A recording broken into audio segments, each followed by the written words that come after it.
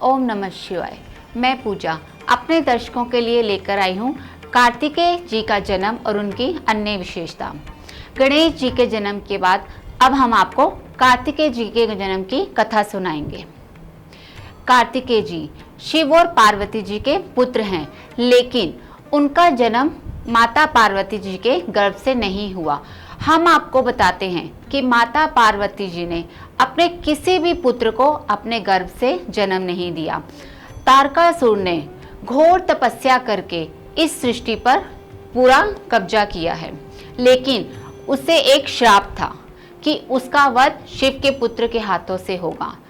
नारद, ब्रह्मा और अन्य देवताओं ने योजना बनाई कि अगर शिव और पार्वती एक पुत्र दें तो तारकासुर का वध हो सकता है। तब वही ब्रह्मा और अन्य देव उन्होंने शिव के पास संदेशा भेजा। हम आपको बता दें कि पहले भी कथा में हमने आपको बताया है कि इन्हीं देवों ने शिव को पार्वती से विवाह के लिए राजी किया था, लेकिन ये कथा शिव के विवाह के बाद की है। ब्रह्मा और अन्य देव अग्नि देवता के साथ शिव के पास यह संदेशा लेकर गए, लेकिन तब उन्हें पता चला कि शिव और पार्वती जी तो एक निर्जन वन में एकांतवास के लिए गए हैं, लेकिन उन्हें ब्रह्मा जी का ये संदेशा देना बहुत जरूरी था। अग्निदेव जहाँ पर शिव और पार्वती एकांतवास में गए थे वहाँ पर पहुँचे। पार्वती जी ने उनकी पैरों की आहट सुन ली और उन्होंने अपना मुख फूल से छुपा लिया।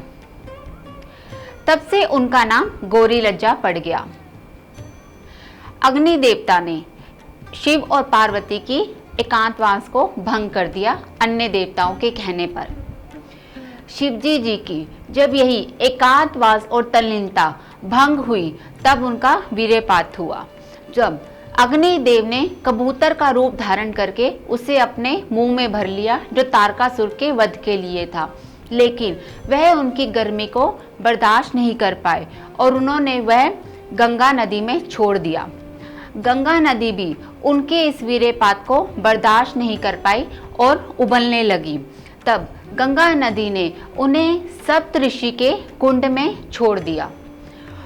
उस कुंड में छोड़ने से वह 6 भागों में विभक्त हो गया, अथवा सप्तऋषि की 7 कृतियों और 6 पत्नियों में उसके गर्भ की रक्षा करी। उन्हीं 6 गर्भों की रक्षा से कार्तिकेय जी एक बालक के रूप में पैदा हुए। सप्तऋषि ने उन 6 कृतियों की रक्षा करी, इसलिए उनका नाम कार्तिकेय जी पड़ा। अन्य देवों ने उन्हें हमेशा के लिए रूपवान और युवा रहने का वरदान भी दिया। शिव और पार्वती जी को जब इस सब बारे में पता चला तो वो सप्तऋषि के आश्रम में कार्तिकेय जी से मिलने के लिए गई। कार्तिकेय जी को देखकर माता पार्वती ने उनके 6 रूपों को अपने आलिंगन में इस तरह भरा कि वो 6 एक रूप में कार्तिकेय का रूप लेकर बड़े हुए। तब देवों ने उन्हें पृथ्वी पर रक्षक बना के रखा और तारकासुर का वध करवाया। शिव और पार्वती जी ऐसे शक्तिशाली बालक के माता पिता बनकर धन्य हुए।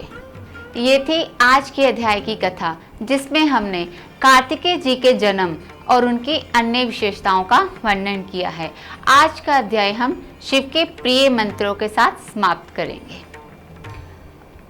ओम नमो नीलकंठाय, ओम पार्वती पते नमः, ओम नमः शिवाय।